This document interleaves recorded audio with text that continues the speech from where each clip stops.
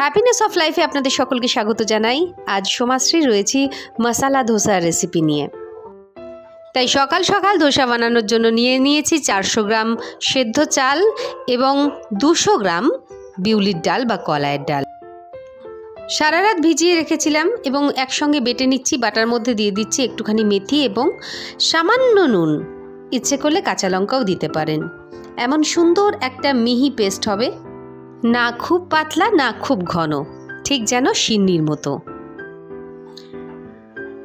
ব্যাটারটা বানিয়ে একদিকে রেখে দেবো আর অন্যদিকে বানাবো ধোসার সঙ্গে খাওয়ার মতো চাটনি। তার জন্য লাগছে সামান্য ছোলার ডাল, ভিজিয়ে রাখা আছে।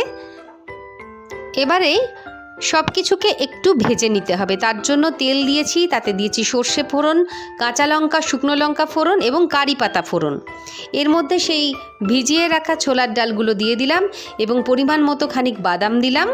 এবার নেড়ে চেড়ে ভালো করে ভেজে নেব। একদিনে সবটা করলে বেশ ঝামেলারই হয়, তবে চাটনিটা যদি আগের দিন রাত থেকে করে রাখতে পারেন তাহলে কিন্তু ধোসা বানানো বাড়িতে এমন কিছু বিষয় নয়। তাহলে যখন তখনই দক্ষিণের এই বিশেষ পদটি আপনি রান্না করে খেতেও পারবেন এবং আর সকলকে খাওয়াতেও পারবেন। দেখুন খুব সুন্দর করে ভেজে নিয়েছি। এর মধ্যে দিয়ে দিচ্ছি পরিমাণ মতো টক দই। চলুন অন্যদিকে ফোড়নটা ভেজে রেখে দিই। তার জন্য ওই একই পদ্ধতিতে কড়াইতে তেল গরম করে তার মধ্যে সর্ষে, কাঁচা লঙ্কা, শুকনো লঙ্কা, কারি পাতা ফোড়ন করে আমরা সুন্দর করে ভেজে রেখে দেব। এইবারে যেটা দেব, ওই চাটনির মধ্যে মিলিয়ে দেব খানিকটা কুড়ে রাখা নারকেল। আর মিক্সিতে তৈরি করে নিয়েছি ফাইন একটা পেস্ট। এবারে একটি ছোট্ট বাটিতে ঢেলে নিলাম। আপনি ইচ্ছে করলে চাটনিটা এমনও খেতে পারেন, আবার একটু জল দিয়ে এটিকে পাতলাও করে নিতে পারেন। এইবার এর মধ্যে মিশিয়ে দেব পরিমাণ মতো চিনি। সেটা যদি আপনি অ্যাভয়েড করতে চান অবশ্যই না দিতেও পারেন বা সামান্য দিতেও পারেন। তার মধ্যে সামান্য নুন তো লাগবেই, সেই সঙ্গে দিয়ে দেব আমাদের ভেজে তুলে রাখা সেই ফোড়নটি। আর এই ফোড়নটি দেওয়া মাত্রই এর স্বাদ অনেকাংশে বেড়ে যাবে। এবারে বানাবো মশালার আলু। আর তার জন্য আমি আলাদা করে আলু এবং গাজর সেদ্ধ করে রেখেছি, বা অন্য সবজি থাকলেও আপনি দিতেই পারেন। এবারে ফোড়ন করে নিয়েছি সর্ষে, কাঁচা লঙ্কা, শুকনো লঙ্কা, একটু রসুন, কারি পাতা এবং পেঁয়াজ ভেজে। ভালো করে লাল লাল করে প্রথমে ভেজে নেব। আর এই পেঁয়াজ ভাজার মধ্যেই এরপরে দিয়ে দেব সামান্য টমেটো কুচি। টমেটোটাকেও ভালো করে ভেজে নিয়ে সেদ্ধ করে নেওয়া আলু এবং গাজর এর সঙ্গে মিশিয়ে দেব। এবারে আর কি নাড়তে থাকবো।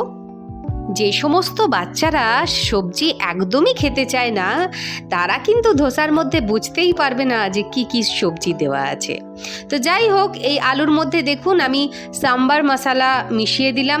বাজারের কেনাটাও দিতে পারেন কিংবা আপনি বানিয়েও রাখতে পারেন বাড়িতে। আমারটা শেষ হয়ে গিয়েছিল তাই আমি আজ কেনাটাই দিলাম। সেই সঙ্গে সামান্য একটুখানি লাল মির্চের গুঁড়ো দিয়ে দিয়েছি এবং নুন মিষ্টি তো দেবই, দেব সামান্য হলুদও। এবারে ভালো করে নেড়ে নেড়ে আলুগুলোকে, গাজরগুলোকে একেবারে মিশিয়ে দিতে হবে। ভীষণই সুন্দর টেস্ট হয়, আপনারা অবশ্যই বাড়িতে খেয়ে দেখবেন। তার মধ্যে আমি ফেলে দিলাম কিছু কাঁচা লঙ্কা কুচি, এতে স্বাদ অনেকাংশে বাড়িয়ে দেয়।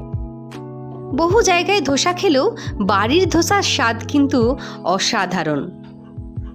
একটু কষ্ট করে বানিয়েই দেখবেন, সকলে হাত চেটে পুটে খাবে। দেখুন আলুটা প্রায় তৈরি হয়ে এসছে। আলু আমাদের তৈরি। এবারে আমরা যাব শেষ ধাপ।